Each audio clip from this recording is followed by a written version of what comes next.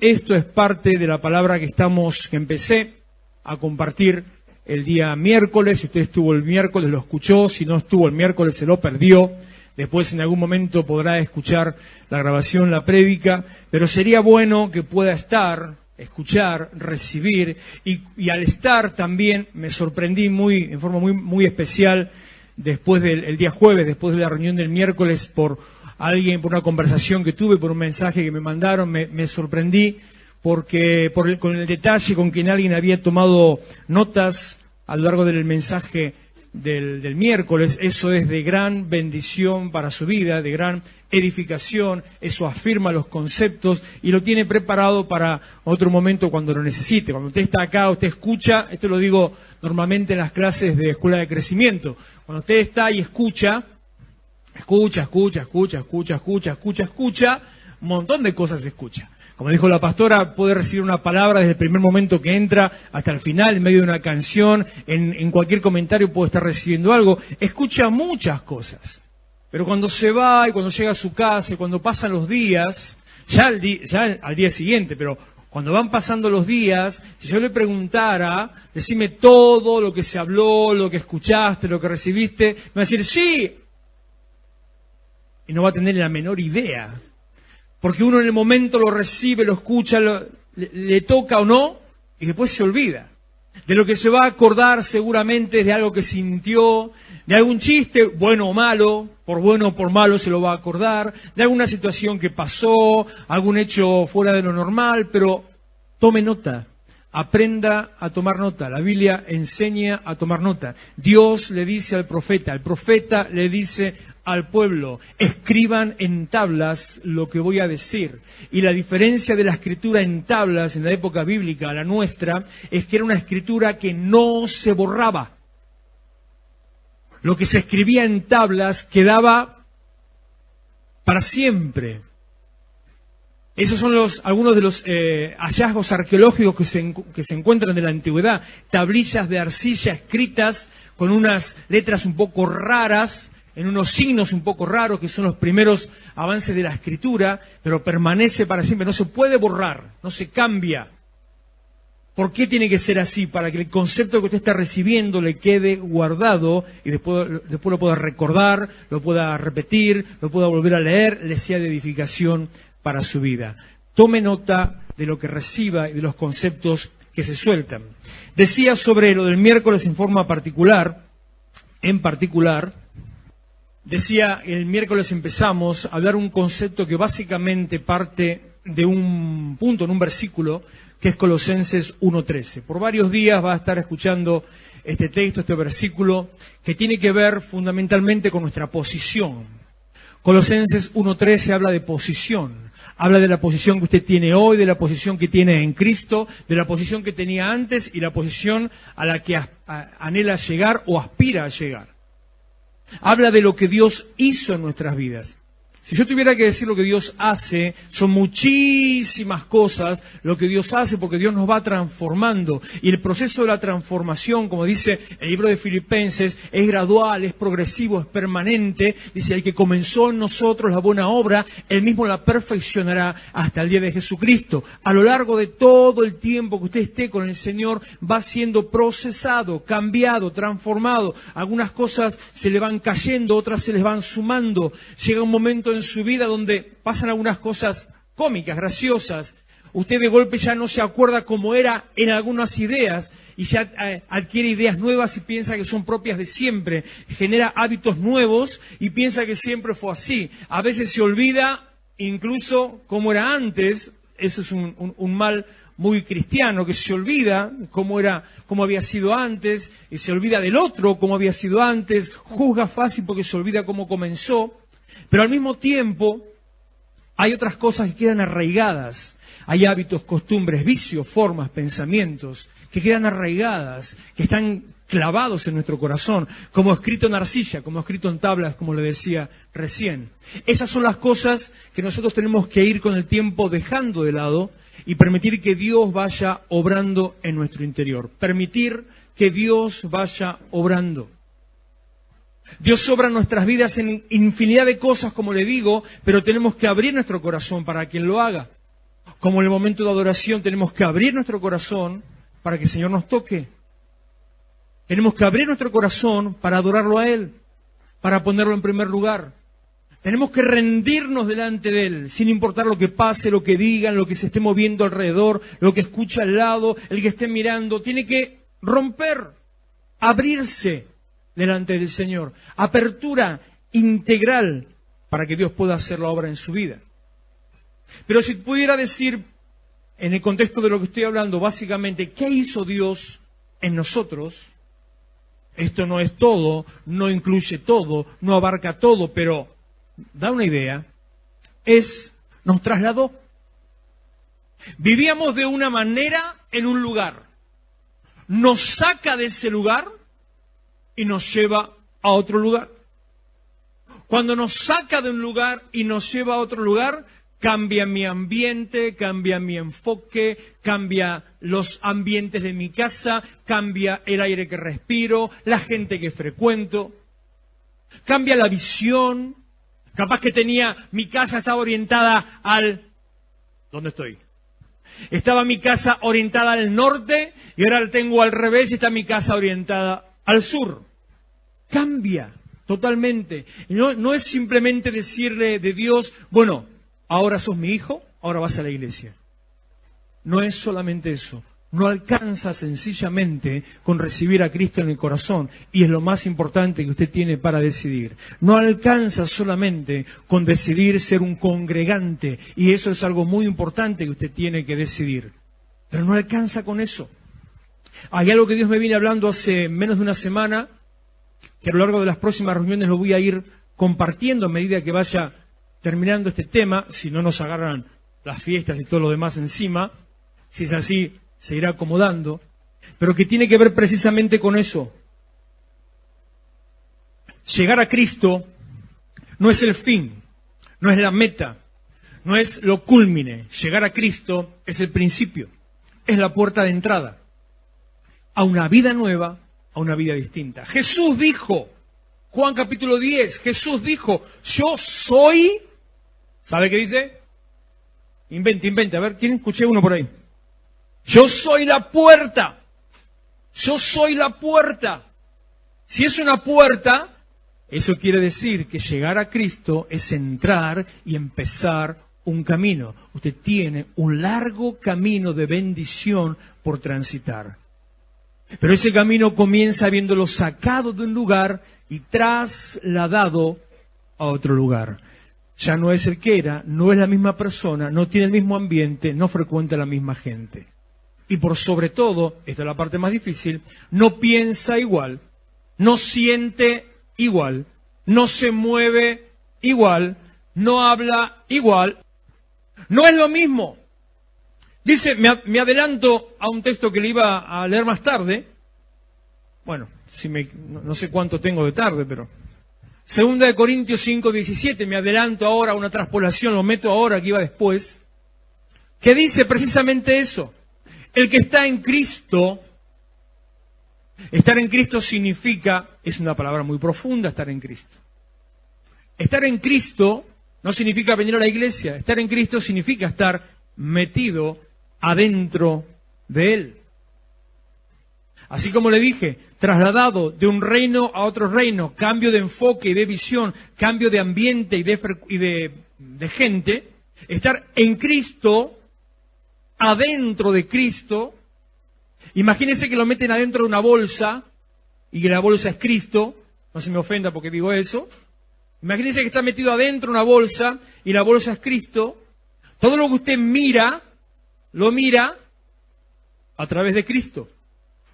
Si usted tiene unos lentes verdes, todo lo va a ver medio verde. Si tiene unos lentes naranjas, lo va a ver medio naranja. Son los chicos de evangelismo, no se preocupe. Según como dice esa vieja frase, todo es según el color del cristal con que se mira. Estar en Cristo significa que usted mira a través de Cristo. No es la misma persona. Todo pasa por el filtro de su palabra y de su presencia. Todo pasa a través de cómo Él piensa las cosas. Es más que venir a la iglesia. Estar en Cristo es una vida transformada. ¿Y qué dice? El que está en Cristo es nueva creación. Te hicieron de nuevo. En vez de ir a hacerse una cirugía, hacerse un lift, un estiramiento, para hacerse votos, ponerse algo de acá, sacarse algo de allá, Él lo hace nuevo. Es una nueva creación, nueva criatura, según dice la versión tradicional. Una nueva creación, rehecho, otra vez remoldeado, otra vez reamasado. Usted es una nueva creación. Por lo tanto, dice Pablo, si usted es una nueva creación, las cosas viejas pasaron, ya no siguen siendo las de antes. El que está en Cristo es nueva creación. Las cosas viejas pasaron, todas son hechas nuevas. Cuando usted está en Cristo no puede seguir pensando de la misma manera, sintiendo de la misma manera, hablando de la misma manera. Usted es una nueva creación. El Señor dice la palabra Génesis capítulo 1, versículo 26 y 27. Nos habla un poquito de la manera en que fuimos creados. Es un texto que lo usamos muchas veces, varias veces en este año. Habla del momento, de la declaración de la creación y el momento como fue creado. Y dice, lo leo acá.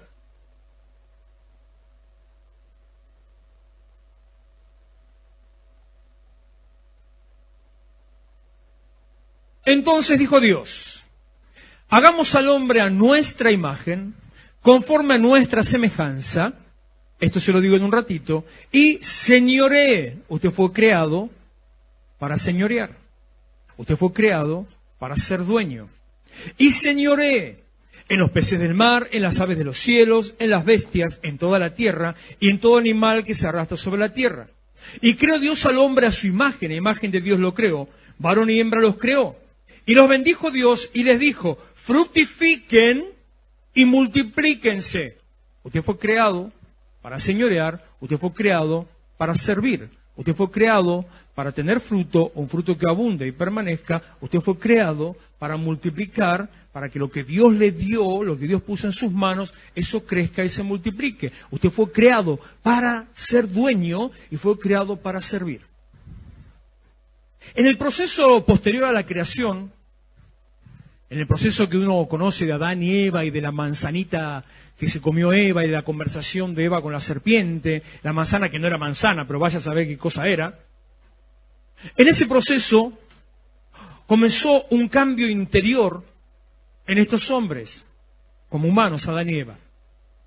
Comenzó el primer proceso de transformación, no el apropiado, no el correcto, sino una degeneración. Dios crea al hombre perfecto y a través de las decisiones del hombre, el hombre se degenera, va para atrás. En vez de ir hacia la perfección, va hacia la decadencia. ¿Por qué? Porque le había dicho Dios a Adán, y él se lo tuvo que transmitir a Eva, que ciertamente si haces tal o tal cosa, si comes de tal árbol, dice, ciertamente morirás. Y esa muerte tiene que ver con la muerte espiritual. Le digo esto porque le quiero hablar de las consecuencias de la muerte espiritual. Pasa el tiempo, no sé si pasó 2 días o 50.000 años, pasó el tiempo, llegó el momento en que Eva se encuentra, se conversa con la serpiente le invita, ella mira el árbol y parece que ahora está lindo, le hace una propuesta, le habla de Dios, le cambia un poquito de argumento de lo que Dios dijo, y le cambia el enfoque, cambia el foco. Hasta ahora todo estaba puesto en Dios. Dios le dijo, fructifiquen, multipliquen, no hagan, no toquen. Satanás quitó el foco de Dios y puso el foco en el hombre. Le dice Satanás a Eva, le dice la serpiente a Eva, así que Dios les dijo que si comen de tal fruto, de tal árbol, ¿van a morir? Sí, así dijo, que si tocamos o comemos del fruto, moriremos. No, no es así, le dice la serpiente a Eva, sino que Dios sabe que si ustedes comen de ese fruto, van a ser como Él. Estoy adelantando, ya estoy casi a la mitad de Génesis 2 y Génesis 3, pero si no es muy largo.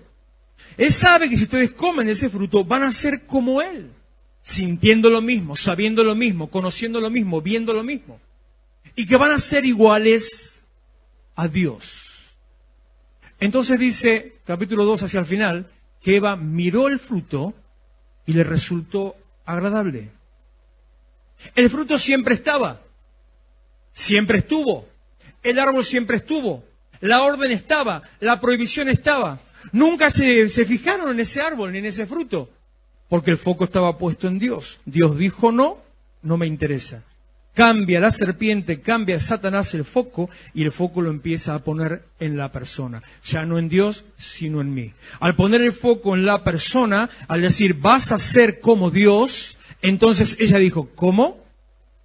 Le interesó, lo miró, lo anheló, lo deseó, lo tocó, lo comió. Proceso de pecado, más o menos parecido a lo que dice Santiago, proceso de pecado, lo comió. Cuando lo comió, después continúa cuando se lo da a su marido, Adán, en cuanto lo comió, empezó el proceso de degeneración. ¿Dónde parte el proceso de degeneración? En base a lo que yo le digo, usted podría decir parte en Satanás. Satanás es el responsable, el culpable, todo que sí puede ser, no es importante. Parte del proceso de degeneración del hombre en una sola cosa, poner el foco en sí mismo. Quitar sus ojos de Dios, poner sus ojos en sí mismo. A partir de ese momento comienza ese proceso degenerativo en el cual el hombre, que ha sido creado con capacidad de ser dueño, de adueñarse, señorear, y capacidad de servir, solamente se enfoca en ser dueño y deja de lado el servir. Ya no le interesa servir, solamente le interesa el beneficio propio. Y esto se suma con la degeneración que comenzó en su interior. El hombre vivía en una relación plena con Dios. El hombre caminaba con Dios por el huerto. Caminaba con Dios por el huerto. El hombre tenía todo a su disposición. La palabra Edén significa delicias. Tenía todo lo que quisiera tenía a su disposición. El hombre tenía vida eterna. Él con toda su generación iba a vivir eternamente en plenitud, en abundancia, en gozo, en paz. Vivía tranquilo, vivía feliz, vivía desnudo. No conocía el mal y no conocía ni siquiera el pudor o la consecuencia de la moral o el significado del pecado. Todo eso se fue rompiendo solamente al tomar y al comer, básicamente, de ese fruto. Se rompió la relación con Dios, se rompió la identidad que teníamos de Dios, se rompió la protección que recibía de parte de Dios. Cuando se rompen esos tres conceptos de parte de Dios, consecuencias del pecado, el hombre que se sentía pleno, de golpe se siente insuficiente. Se sentía seguro, se siente desprotegido. Se sentía a salvo, se sentía libre, se siente acorralado. Tenía identidad propia, era hijo, creación, la suprema creación de Dios. Pasó a no saber quién es. Le importaba lo que Dios le puso en las manos: fructifica, multiplicalo. Guardarás el huerto, trabajarás la tierra, pondrás el nombre a todo ser viviente. Se preocupaba del medio ambiente. Lo del medio ambiente no es un invento de Greenpeace, ¿eh? Mire, se preocupaba del medio ambiente. Tras la ruptura, ya no le importó lo que pasaba alrededor, solamente le importaba a sí mismo. Al quitar los ojos de Dios y empezar a poner los ojos en sí mismo, al cortarse la relación con Dios, al ya no sentirse en plenitud con Él, empezó a sentir miedo de perder lo poco que tenía. Cuando usted no está en relación íntima con Dios, pone el foco en su propia vida.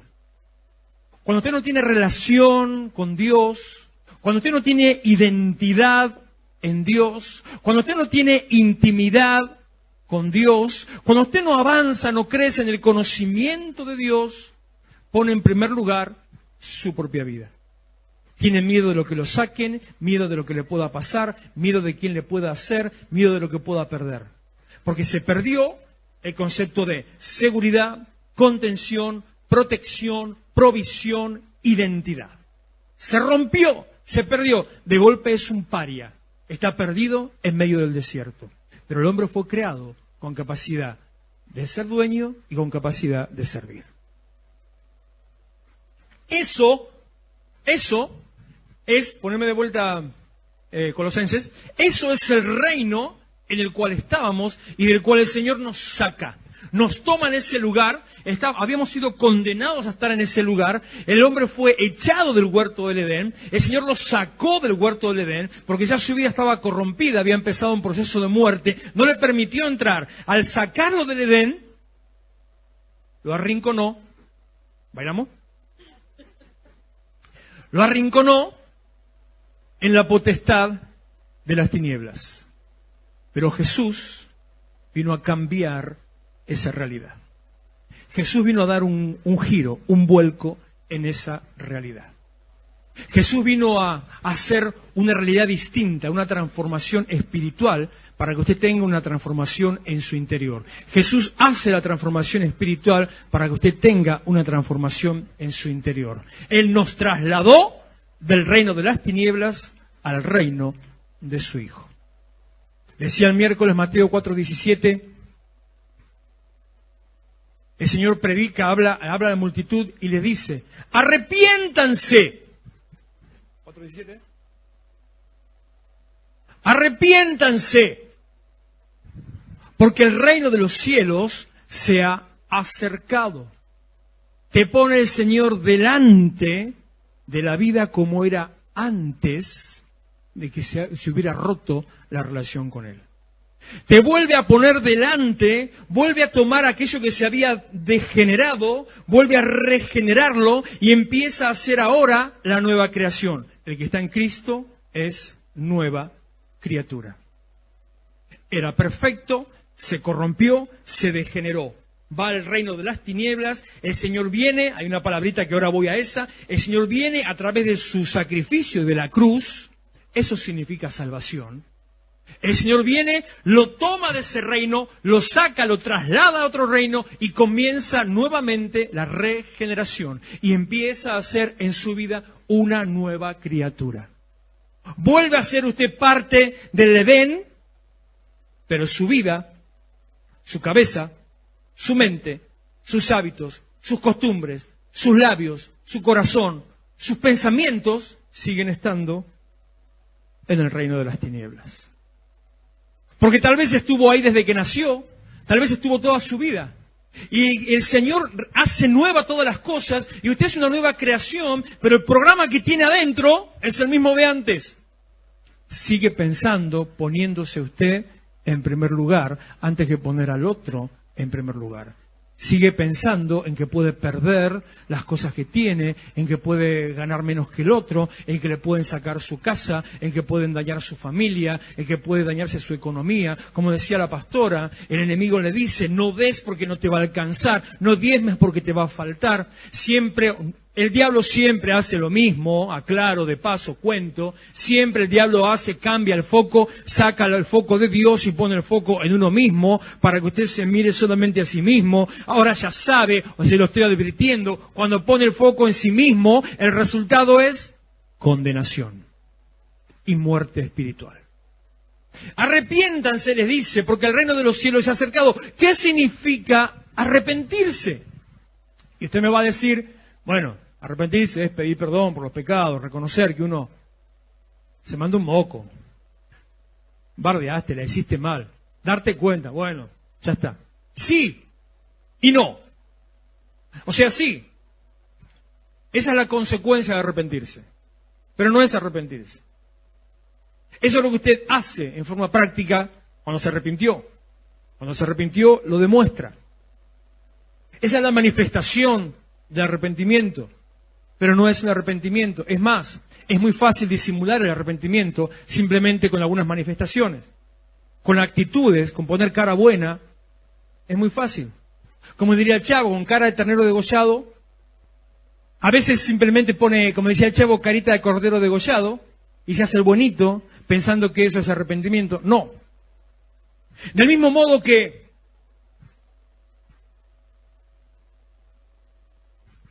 ¿usted sabe si estoy casado o no estoy casado? Bueno, se lo sabe porque tengo la más linda del mundo acá al lado mío, también, pero al margen de eso, al margen de eso. ¿Cómo sabe si que estoy casado? Y no me diga por los hijos porque no tiene nada que ver. ¿Cómo sabe? Pues no tengo. Mirá mi dedo flaco como está, mirá. Marcado, flaco, blanco y todo, mirá. ¿No? Entonces no lo sabe. ¿Cómo sabe usted que estoy casado? Por un simple anillo que muestra una decisión tomada en el corazón y una actitud tomada en acuerdo con otra persona. Muestra, nada más.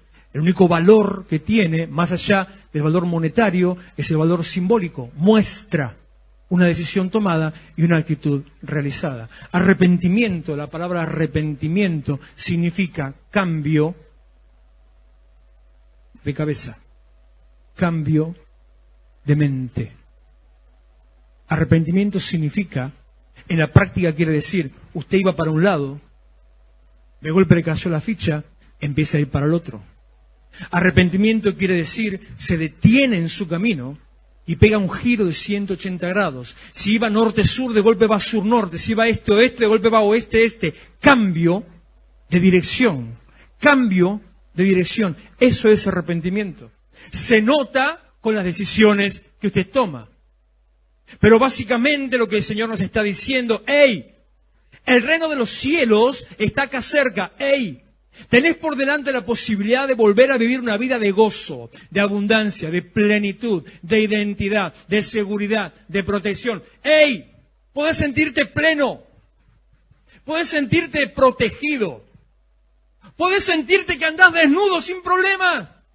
¡Ey! Podés sentirte de 10. Sí, quiero. Cambia tu cabeza. No pienses como pensabas. Cambia tu manera de pensar. Borra tus principios, echa los hábitos y empezá a implantar en tu interior hábitos, principios, conceptos nuevos que son los que están en la palabra de Dios. Arrepiéntanse porque el reino de los cielos se ha acercado. Segunda de Pedro. No. Efesios 4. 21, 22. 2. Aunque está bueno lo que dice antes también, ¿no? 17. Esto pues digo y requiero en el Señor, que ya no anden como los otros que andan en la vanidad de su mente, teniendo el entendimiento entenebrecido, ajenos de la vida de Dios por la ignorancia que en ellos hay, por la dureza de su corazón, los cuales, después que perdieron toda sensibilidad, se entregaron a la lascivia para cometer con avidez toda clase de impureza. Pero ustedes no han aprendido así a Cristo, trasladados de un reino a otro reino. Cambio de hábitos de pensamiento. Mas ustedes no han aprendido así a Cristo, si en verdad le han oído y han sido por él enseñados conforme a la verdad que está en Jesús. Y ahora dice que lo que iba a leer. En cuanto a la pasada manera de vivir, a cómo pensaban, a lo que hacían, al criterio que ponían en primer lugar, en cuanto a la pasada manera de vivir, despójese, arránquese, sáquese. Despójese. En cuanto a la pasada manera de vivir, despójese del viejo hombre que está viciado conforme a los deseos engañosos. Despójese no quiere decir, bueno, mientras tanto que está en la iglesia, entonces cambie su manera de ver las cosas. Cuando vuelve a su casa, siga pensando como pensaba. Despójese no quiere decir, bueno, delante del pastor, compórtese bien. No sé, yo no soy Dios, o sea, no, es lo mismo. Si lo escuchan, si encuentra a alguien de la iglesia, si se encuentra con alguien en la calle, dígale Dios te bendiga, que queda bien. No. Despójese no quiere decir lleve una Biblia en la mano, no quiere decir bájese la pollera, no quiere decir ciérrese el escote, no quiere decir use rodete. Despójese quiere decir lo que tenía, lo que llevaba, lo que estaba vestido, ese pensamiento, ese hábito, esa forma que tenía, así lo agarra, lo tira y nunca más se lo vuelve a poner. Despójense del viejo hombre que está viciado con deseos engañosos. Y dice, porque no se va a quedar así como está, dice entonces, y 23, renuévese en el espíritu de su mente, cambie su manera de pensar. Usted fue creado para servir a Dios. Usted fue creado para asistir a Dios. Usted fue creado para servir al pueblo de Dios. Usted fue creado para hacer luz. Usted fue creado para señorear y para servir. Usted fue creado para recibir de parte de Dios y para darle a Dios. Usted fue creado para vivir en plenitud y para repartir de esa plenitud. Para dar, para que abunde, para que abunde, para que abunde. Pero nuestra vieja manera de pensar, la de los vicios engañosos, la del viejo hombre, la del reino de las tinieblas, es el que dice, no doy porque me quedo sin. Es el que dice, deme a mí, que yo necesito. ¿No ve que soy pobre?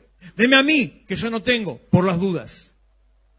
El que está con el pensamiento antiguo es el que dice, no, yo no me involucro. Ayer tuvimos una conversación en la reunión de hombres. Estábamos hablando, por el tema que estábamos conversando, surgió algo que tiempo atrás surgió en una administración. Y es que nosotros tomamos a Dios por prostituto. Suena feo prostituto, ¿no? Prostituta queda más común, ¿no? Tomamos a Dios como si fuera prostitución. ¿Por qué? Porque vengo a la iglesia, trato de recibir algo, un poquito de calor, un poquito de renuevo, un poquito de frescura, me meto en esa frescura, recibo lo que me descargo de mis problemas, recibo ese toque, esa suavidad, ese aire suave a mi alrededor. Llega el momento de la ofrenda, pago el servicio que recibí y me fui a mi casa sin compromiso. Tomamos a Dios por prostituta y a la iglesia por prostíbulo. Pero Dios dice que tenemos que comprometernos. Cuando yo no quiero darle a Dios, cuando yo no quiero comprometerme con Dios, cuando yo no quiero trabajar en la obra de Dios, cuando yo no quiero hacer aquello que Él me mandó a hacer en la obra del Señor, estoy tomando a Dios por prostituta y a la iglesia como prostíbulo. Recibo sin dar. Usted fue creado para dar. Usted fue capacitado para dar. Usted fue lleno para dar. Dios lo ha llenado y lo sigue llenando y en cada momento lo está llenando de una plenitud espiritual para que usted tenga para dar.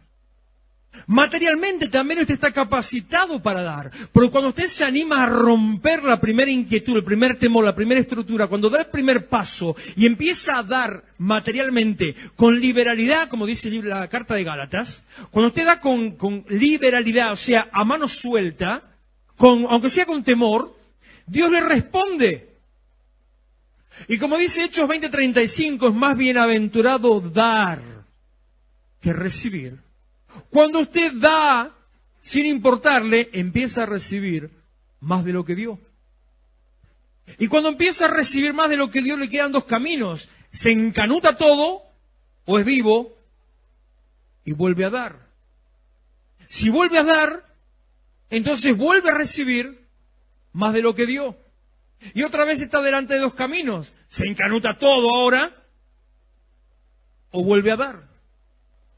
Entra en un círculo vicioso adictivo de bendición. Si usted entra en el propósito de Dios y pone a Dios en primer lugar, usted está preparado, llamado y creado para servir y para dar. Pero el pensamiento humano, el pensamiento que proviene del espíritu del diablo, el pensamiento que proviene del reino de las tinieblas, el pensamiento que proviene de ese mundo fuera de Cristo, nos hace solamente retener. Como dice el libro de Proverbios, ahora dice, hay algunos que retienen y tienen poco. Hay algunos que dan y tienen más. Usted ha sido llamado para servir a Dios. 23, nos quedamos los 23, ¿no? 24. Vístanse del nuevo hombre, creado según Dios en la justicia y santidad de la verdad. No simplemente se despoja, sino que se reviste de algo nuevo. Volvemos para Génesis, le puedo asegurar que estoy calculando los tiempos, no me quiero exceder. Otra vez 1.26, la parte que le dije, después le hablo. Entonces dijo Dios, hagamos al hombre a nuestra imagen, conforme a nuestra semejanza, versículo 27. Y creó Dios al hombre a su imagen, a imagen de Dios lo creó.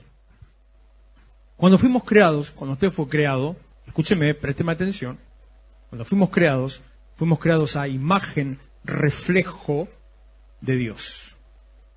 El reflejo de lo que Dios es impactó sobre su vida, sobre su ser, y eso es lo que usted es. Como si sencillamente hubieran puesto una pantalla, una luz, por lo tanto una sombra que se irradia, el reflejo de esa luz, en sombra o espejo, el reflejo es lo que usted es.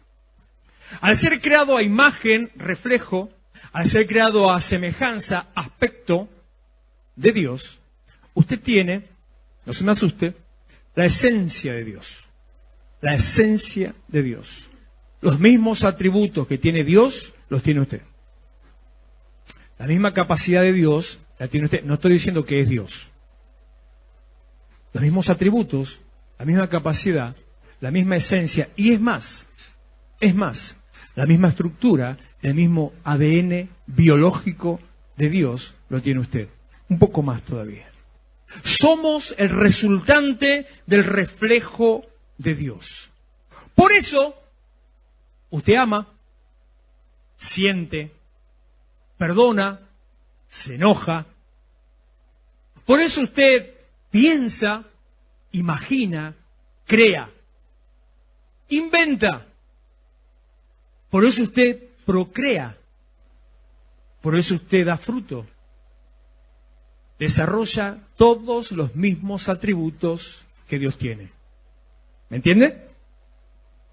Usted es parte de la esencia de Dios, que tiene la esencia de Dios. Primera de Pedro, ¿qué fue que te había dicho? No te dije capítulo, ¿no? Segunda de Pedro, capítulo 1, versículo 3 y 4.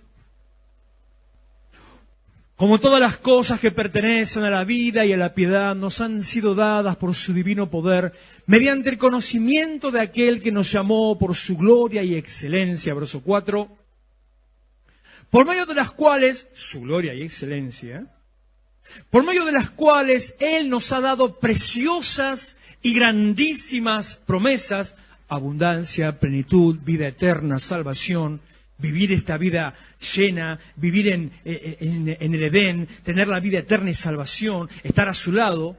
Nos ha dado preciosas y grandísimas promesas para que por ellas, por todo esto, usted llegue a ser participante de su naturaleza divina. Participante de su naturaleza divina. Que usted participe de la naturaleza de Dios. Que usted sea parte del mismo lugar del cual es Dios. Que usted comparta la naturaleza, el origen de Dios. Me parece que le está entrando. Escucho como ¡boom! Que están empezando a hacer. Está entrando. Usted comparte el origen de Dios. Usted fue creado a imagen de Dios. Usted tiene la esencia de Dios y usted tiene el ADN de Dios. Por lo tanto, usted desarrolla todos los atributos de Dios. Primera de Juan, capítulo 4, versículo 7. Hacía un montón que no compartía ese versículo 7 y 8. Cuando usted comparte la esencia de Dios, cuando usted comparte el ADN de Dios, cuando usted comparte los atributos de Dios, usted también comparte la naturaleza de Dios, que dice qué, cómo, quién es Dios. Amados, amémonos unos a otros porque el amor es de Dios. Todo aquel que ama es nacido de Dios y conoce a Dios. Si usted es nacido de Dios, es hijo de Dios, si usted conoce a Dios y está en Cristo, usted ama. Porque, el 8, el que no ama no ha conocido a Dios. Si usted no ama, no conoció a Dios. No diga que conoce a Dios si no ama. Porque Dios es amor. No que tiene, Él es. Entonces, si Dios es amor, y usted fue creado a su imagen, y usted comparte de su ADN, ¿usted qué es? Usted es amor. Tiene el mismo amor, recibe del mismo amor y comparte el mismo amor. Mire este cómo me ama que me está echando ya. Usted recibe amor, usted tiene amor, usted es amor. ¿Y qué característica tiene ese amor de Dios? Qué tarde que es el nombre de Jesús. El Nuevo Testamento está escrito en griego. El griego es un idioma muy retorcido. Y justamente en ese está escrito la Biblia. Existen 3 palabras, 4 en realidad, pero de la Biblia usa 3. Existen 4 palabras en el griego que las 4 se traducen amor. La Biblia usa 3 de esas 4. Una se refiere al amor entre las personas, al amor fraternal. Otra se refiere al amor de la pareja, el amor erótico, el amor sexual. Otra se refiere al amor de los hijos, el amor del fruto, de un trabajo realizado. Esa es la que no menciona la Biblia. La cuarta, que es la primera, en realidad, se refiere únicamente al amor de Dios. O sea, podemos decir que es una palabra que está hecha a la medida de lo que quiere decir. Que se hizo esa palabra para explicar eso y nada más. Que donde más se la encuentra, aparece en algún que otro escrito y poesías griegas de la época bíblica. Aparece así cuando habla de algún Dios. Pero aparece casi solamente en la Biblia. Y es la palabra ágape. A veces se dice un ágape, que es cuando alguien hace una fiesta para agasajar a alguien, está haciendo un ágape, un agasajo. ¿Por qué? Porque la palabra ágape, que es este amor de Dios, el cual dice que Dios es amor, significa amar sin esperar recibir algo a cambio. Amar sin esperar recibir respuesta. Amar por dar. Ese es el amor de Dios. Dios ama sin esperar recibir nada a cambio. Dios ama sin esperar que usted le responda. Dios ama sin pedirle un pago, una recompensa por lo que le da. Dios ama. Por eso dice Juan capítulo 3, versículo 16, un versículo que lo tiene que conocer. Porque de tal manera amó Dios al mundo que dio a su Hijo unigénito, para que todo aquel que cree en Él no se pierda, sino que tenga vida eterna. Porque de tal manera amó, de tal manera amó que dio. El que ama, da. Si usted conoce a Dios, ama. Si usted es hijo de Dios, ama. Si usted tiene la esencia de Dios, ama. Si usted tiene el ADN de Dios, ama. Y no porque le tengan que obligar. El mismo amor de Dios está dentro suyo. ¿Y en qué se traduce ese dar? Ese amar. Amar se traduce en dar. Amar se traduce en servir. El que ama, da. El dar es una consecuencia directa del amor de Dios. Cuando usted ama, da. Y puede ser, en una conversación de anoche también surgió esta idea. Muchas veces uno da sin amar. Y no es dar, es conveniencia. Es cuando usted da esperando recibir algo a cambio. Cuando usted da para que le den algo. Pero Dios da sin esperar recibir. Ese es el concepto bíblico del servicio. Ese concepto bíblico del trabajo de Dios. ese concepto bíblico del evangelismo. Dar sin esperar recibir algo a cambio. Hasta ahora nos enfocamos solamente en nosotros mismos. Nuestro foco está puesto en nuestra vida, en mi necesidad, mi conflicto, en mi problema. El foco está puesto en lo que me falta. Es tiempo de cambiar el foco y poner el foco en Dios. Es tiempo de empezar a dar sin esperar recibir. Y cuando usted empiece a dar sin esperar recibir, usted va a empezar a recibir en abundancia. Meditaba yo anoche, termino ya con esto, meditaba anoche sobre esta palabra.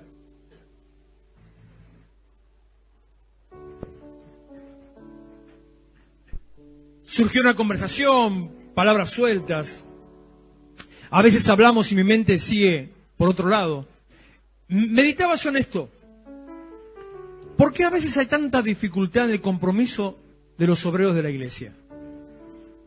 ¿Por qué hay veces hay tanta falta de compromiso? ¿Por qué a veces no se quiere involucrar, no quiere servir, sirve a medias, sirve cuando le conviene, sirve si tiene tiempo? ¿Por qué no pone a Dios en primer lugar cuando se trata de servir? Y hablando de esto, me cayó la ficha. No conoce a Dios, no ama a Dios. Porque si ama a Dios, lo hace automáticamente. Hay que empezar a trabajar en que usted empiece a conocer a Dios. Porque hay un mundo que todavía está en el reino de tinieblas. Hay gente que todavía está metida en el pensamiento antiguo. Hay gente que todavía solamente piensa en sí mismo. Hay gente que necesita ser rescatada por aquellos que aman. ¿Cuántos son capaces de amar? Anímese, no mienta. ¿Cuántos son capaces de amar? De dar sin esperar recibir. De dar a otros sabiendo solamente que tal vez esté la única salida de otro. ¿Cuántos son capaces de decirle a Dios, Señor, acá estoy, usa mi vida para amar? Bueno, al menos veo que unos cuantos son sinceros, cuando levantan la mano porque no son capaces de hacerlo. Pedro mismo tuvo esa discusión con Jesús. Le dice Jesús a Pedro, Pedro, ¿me amás? Sí, Señor, te quiero. No, Pedro, ¿me amás? Señor, vos sabés que te quiero. Bueno, Pedro, ¿me querés? Sí, Señor, te diste cuenta. Hasta acá llego. Te quiero. No te puedo amar. Cierre sus ojos. Hable con Dios. Ponga su vida delante de Él. Entréguele su corazón al Señor. Dispóngase a servirlo. Hay tiempos de transformación. Wow. Hay tiempos de alcance. Hay tiempos de transformar esta ciudad y sociedad. Hay tiempos de decirle al mundo, se puede vivir de otra manera. Estamos siendo enviados para rescatar. Estamos siendo enviados para tender la mano al que está en el barro, para llevarle luz al que está en oscuridad, para que tu luz alumbre delante de los hombres y ellos puedan ver tus buenas obras y glorifiquen a Dios, glorifiquen al Padre. Oh, sí, Señor. Te amo, Señor. Todo mi ser confía en ti. Te entrego mi vida, Señor, mi corazón. Yo te amaré Y te adoraré. y te adoraré. No importa, Señor, lo que pueda venir. No importa lo Ay, cómo pesa eso. pueda venir, no. En ti, Señor. Sí, Señor. Siempre y siempre. Siempre confiaré. Y te amaré. Y te amaré hasta el fin. Oh, te amo, Jesús. Te entrego mi vida, te entrego mi corazón. Vengo ante ti, Señor, a arrepentirme, Señor, de mis pensamientos. a pedirte, Señor, que me ayudes a cambiar mi mente. Vengo a entregarte, Señor, mi vida, a ponerte en mis manos, a darte mis pies, Señor, para que me uses para rescatar y para transformar. Señor, estoy dispuesto a amar, estoy dispuesto a dar sin esperar recibir. Estoy dispuesto, Señor, a ser una herramienta en tus manos para llevar y que alcance bendición y también salvación a aquellos que están a mi alrededor. Señor, te adoro, te entrego esta noche mi vida. Iglesia, quiero hacerte esta invitación. Yo sé que es tarde, entiendo que es tarde, que a veces tendría que limitar un poco hasta las cosas que digo, pero a veces no puedo callar lo que siento en mi interior. Pero asimismo quiero invitarte y decirte, si estás dispuesto a decirle, Señor, usa mis manos, mis pies y mi vida, decirle, Señor, yo estoy dispuesto a amar aún sin esperar recibir. Quiero invitarte a que pases al altar, levantes tus manos, adores su nombre y en unos instantes hagas conmigo una declaración, una oración de entrega, de compromiso, de pacto con el Señor. Todo lo que puedo decir. Te adoro, Señor.